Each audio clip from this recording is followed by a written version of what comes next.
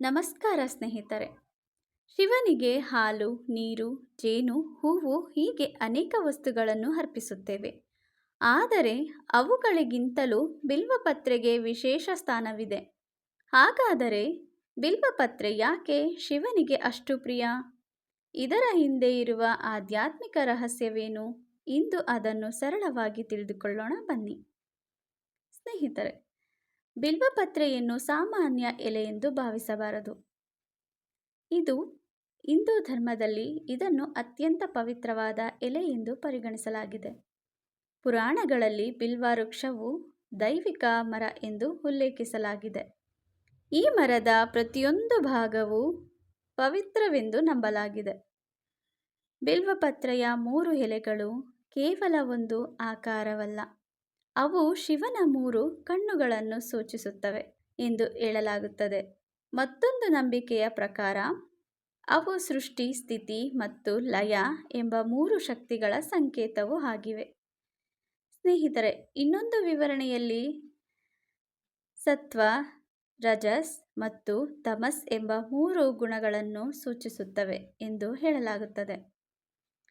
ಶಿವಲಿಂಗದ ಮೇಲೆ ಬಿಲ್ವಪತ್ರೆಯನ್ನು ಅರ್ಪಿಸುವುದು ಕೇವಲ ಒಂದು ಆಚರಣೆಯಲ್ಲ, ಅದು ನಮ್ಮ ಅಹಂಕಾರ, ಕೋಪ ಮತ್ತು ಲೋಭವನ್ನು ದೇವರ ಪಾದದಲ್ಲಿ ಸಮರ್ಪಿಸುವ ಸಂಕೇತವಾಗಿದೆ.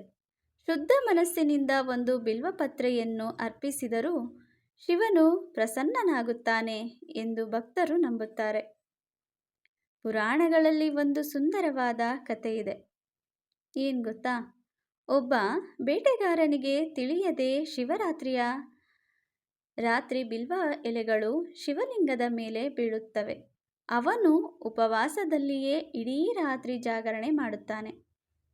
ತಿಳಿಯದೆ ಮಾಡಿದ ಆ ಪೂಜೆಯಿಂದಲೋ ಶಿವನ ಕೃಪೆಯೇ ಅವನಿಗೆ ದೊರೆಯಿತು ಎಂದು ಈ ಕತೆ ಹೇಳುತ್ತದೆ. ಈ ಕಥೆಯ ಸಂದೇಶವೇನೆಂದರೆ, ದೇವರು ನಮ್ಮ ಐಶ್ವರ್ಯವನ್ನು ನೋಡುವುದಿಲ್ಲ, ಭಕ್ತಿಯನ್ನೇ ನೋಡುತ್ತಾನೆ ಎಂದರ್ಥ ಅಲ್ವಾ? ಆದರೆ ಬಿಲ್ವಪತ್ರೆಯನ್ನು ಅರ್ಪಿಸುವಾಗ ಕೆಲವು ಸಂಪ್ರದಾಯಗಳನ್ನು ಪಾಲಿಸಲಾಗುತ್ತದೆ. ಎಲೆಗಳು ಸಾಧ್ಯವಾದಷ್ಟು ತಾಜಾವಾಗಿರಬೇಕು, ಕೀಟಗಳಿಂದ ಹಾಳಾಗಿರಬಾರದು.